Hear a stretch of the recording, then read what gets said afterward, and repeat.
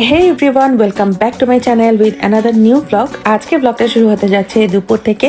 আজকে একটু লেট করে ঘুম থেকে উঠেছি কারণ অনেকদিন পর আমার জামাইয়ের হলিডে শুরু হয়েছে। সেই টানা ফেব্রুয়ারি মাস থেকে কাজ করার পর ফাইনালি ও একটা 9 দিনের ছুটি পেয়েছে। সো আমরা চিন্তা করলাম যে এই 9 দিনের ছুটিটাকে কাজে লাগানো যাক। ঘুম থেকে উঠে গোসল টোসল করে রান্না করে একবারে খেয়ে দিয়ে আমরা বের হব।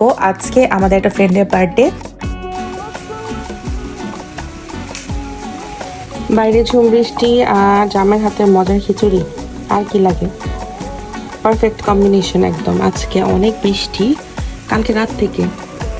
খাওয়া দাওয়া করে চলে এসেছি আমার সেই ফ্রেন্ডের বাসায়। ওরা যেহেতু এখানে নেই, আমরা এই জন্য সারপ্রাইজ প্ল্যান করেছি। ওর বাসাটা পুরোটা আমরা সাজিয়েছি। মেইনলি যেটা হয়েছে যে রিসেন্টলি ওরা লন্ডনের বাইরে চলে গেছে আর এই বাসাটায় ওরা খুব কম টাইমের জন্য আছে। এরপর ওরা এখান থেকে মুভ করে চলে যাবে লন্ডনের বাইরে। লন্ডন থেকে ওদের বাসায় যেতে এখন 3 ঘন্টার মতো সময় লাগবে।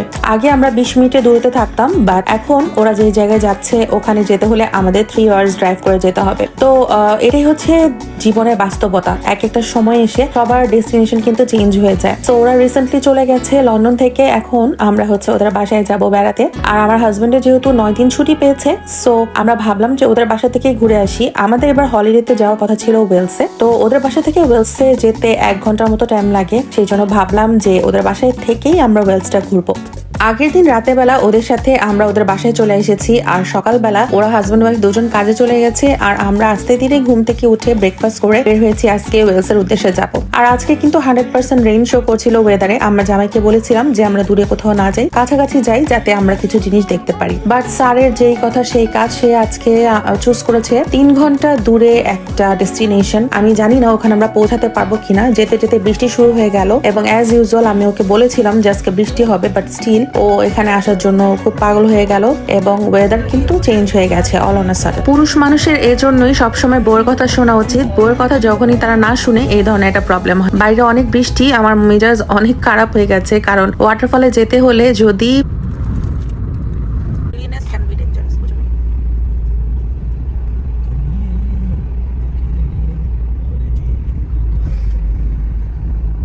ল্যান্ডস্লাইড শুরু হয় অথবা এখানে যদি ফ্লাড শুরু হয়ে যায়, দেন আমাদের পুরো ট্রিপটাই মাটি হয়ে যাবে। আমি জাস্ট প্রে করছিলাম যে পৌঁছাতে যাতে বৃষ্টিটা কম হয়, আমরা যে ওয়াটারফলটাতে যাচ্ছি ওরা যাতে দেখতে পাই। ওয়েলসে আসার আগে সবার মুখে শুধু শুনেছি যে ওয়েলসের রোড ট্রিপ নাকি ওয়ান অফ দ্য বেস্ট, আর আমি সেটা ধীরে ধীরে হয়তো এক্সপিরিয়েন্স করছি। চারদিকে এত সুন্দর পাহাড় আর এত সুন্দর দৃশ্য, চোখ জুড়ানোর মতো। আর যেহেতু এখন সামার সিজন, গাছগুলো একদম গ্রিন হয়ে গেছে। প্রকৃতি এত সুন্দর রূপ ধারণ করে এখানে আসার পর ধীরে ধীরে দেখতে পাচ্ছি। অটামে একরকম, সামারে একরকম, উইন্টারে একরকম, খুবই ভালো লাগে কিন্তু। আর ইংল্যান্ডের কান্ট্রি সাইড আমার কাছে মনে হয় one of the best experience. আমার বরাবরের মতো ইংল্যান্ডের কান্ট্রি সাইড অনেক বেশি পছন্দ।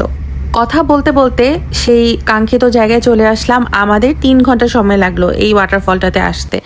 এই সেই ঐতিহাসিক সিনার্ড ওয়াটারফল। এই ওয়াটারফলটাতে আসার জন্য আমার হাজবেন্ড ক্রেজি হয়ে গেছে কারণ ও অনেক ভিডিওস দেখেছে এই ওয়াটারফলটা নিয়ে। বাট এখানে আসার পর যে ঝুম বৃষ্টি শুরু হলো, এই ঝুম বৃষ্টির কারণে আমরা এটা সৌন্দর্যটা কিন্তু প্রপারলি দেখতে পাইনি। আর এই যে রিভারটা বয়ে যাচ্ছে, এটা নাম হচ্ছে রিভার থ্রিফি। এই রিভারের উপর দিয়ে কিন্তু টোটাল ওয়াটারফলটা বয়ে গেছে। আর এই ওয়াটারফলটা সবচেয়ে সুন্দর নাকি হয় শরৎকালে, মানে অটামের টাইমে। ওই টাইমে এখানে আসলে স্যালমন মাছ দেখা যায়, যেগুলো কিনা এই ঝর্ণা থেকে নাকি বেয়ে বেয়ে পড়ে।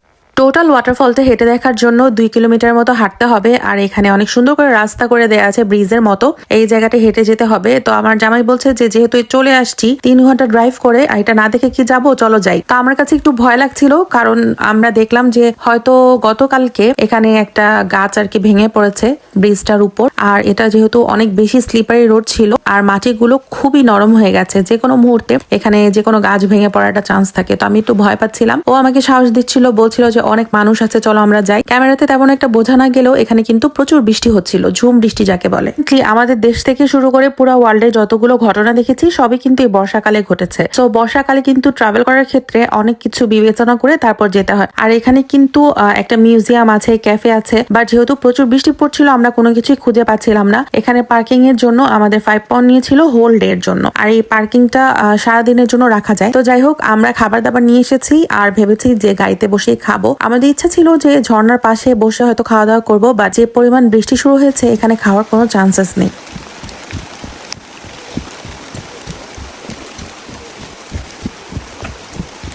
হাজবেন্ডের কথা শুনে হাঁটা দিলাম, দেখি কি আছে কপালে, হেঁটে হেঁটে সামনে যাচ্ছি। আর একটু সাহস পাচ্ছি কারণ সামনে দেখলাম যে অনেক মানুষ আছে। আর আমার অবস্থাটা আপনাদেরকে একটু পরে দেখাচ্ছি। এই যে দেখেন আমার অবস্থা, আমি পুরা ভিজে চুপচুপা হয়ে গেছি। ভাগ্যিস রেইনকোট নিয়ে এসেছিলাম, না হলে আজকে অবস্থা খুবই খারাপ ছিল, যে পরিমাণ বৃষ্টি পড়ছে। তো যাই হোক, আমরা মোটামুটি ভিজে গেছি সবাই, বাট যেহেতু শেষ পর্যন্ত যে দেখতে হবে একবার ওখানে কি আছে, এই জন্য যাচ্ছি। হাঁটো। ও ওয়েলস, কি অবস্থা, ভয়াবহ বৃষ্টি।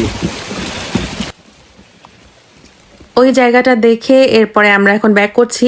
মানে অর্ধেক রাস্তা যাওয়ার পর দেখলাম যে একটা গাছ ওখানে ভেঙে পড়ে আছে, তো সামনে যাওয়ার আর সাহস হয়নি। আর যেহেতু সন্ধ্যাও হয়ে আসছে, ভাবলাম যে আর বেশি দূর না যাই, আমরা এখন অন্য জায়গায় যাই। আর বৃষ্টিটা এট দিস পয়েন্ট মনে হয় কমেই যাবে। ওয়েদার শো করছিল কিছুক্ষণ পর বৃষ্টিটা একটু কমবে, তো একটু আশা পেলাম যে দেখা যাক নতুন জায়গায় যেতে পারি কিনা। ওয়াটারফলটাকে বাই বাই বলে আমরা চলে যাব। আর এই জায়গায় যতক্ষণ ছিলাম 1 সেকেন্ডের জন্য বৃষ্টিটা বন্ধ হয়নি। ভেবেছিলাম কয়েকটা ছবি তুলবো, সেটাও আর পসিবল হলো না। ফাইনালি এই জায়গাটাকে বাই বাই বলে আমাদের চলে যেতে হবে, কারণ এখানে আর বেশিক্ষণ ওয়েট করা যাবে না। খুবই স্লিপারি হয়ে যাচ্ছে রোডটা ধীরে ধীরে। ডে 1-এ আমরা এই ওয়াটারফলটা দেখেছি এবং আরেকটা জায়গায় গিয়েছিলাম, সেই জায়গাটা বেশ সুন্দর ছিল। আর আজকে যে জায়গায় আমরা আছি এটা হচ্ছে নিউ ক্যাসেলে পড়েছে। সো আমি যাওয়ার সময় একটা কফি নিয়ে নিয়েছি, আর হচ্ছে রাস্তায় সার্ভিসে থেমেছিলাম, সেখানে আমরা একটু খাওয়া দাওয়া করে এরপর ওয়াশরুমটা সেরে কফি নিয়ে আবার রওনা হয়েছি নেক্সট ডেস্টিনেশনে। সো এরপর ইনশাল্লাহ দেখা হবে নতুন প্লেসে। টিল দেন সবাই অনেক ভালো থাকবে, টেক কেয়ার, আল্লাহ হাফেজ।